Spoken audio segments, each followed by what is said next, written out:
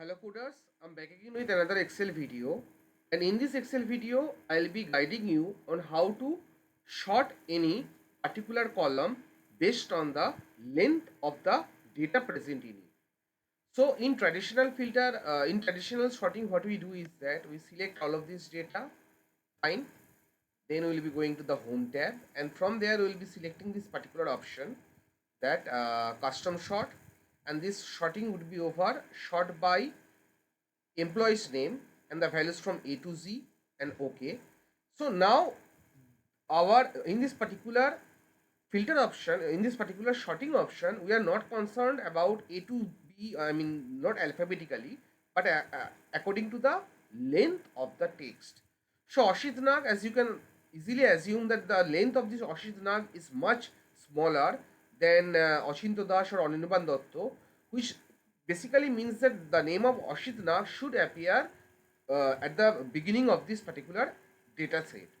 So what I'll be doing is that I need a helper column. For that I'll be inserting insert. So I need a helper column, and here I'll be finding len.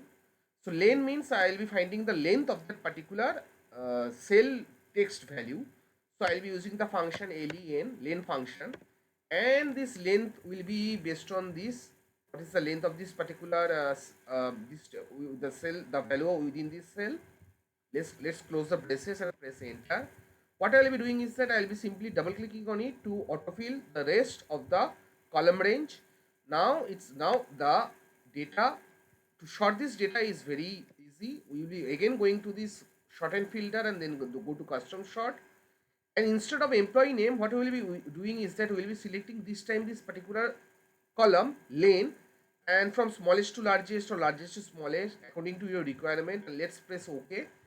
So here now what you can do is that you can simply right click on it, and this delete this particular column, because our motto was to filter the data based on the length of the text, which has been achieved, and for that we had added this particular helper column, which is no more required. So we can just right click and delete this column, or we can keep it to let the I mean the one sitting on this computer to let them know that how you did it, to give him a hint. Anyways, so that's all for this particular Excel video. Thank you all guys, and happy coding.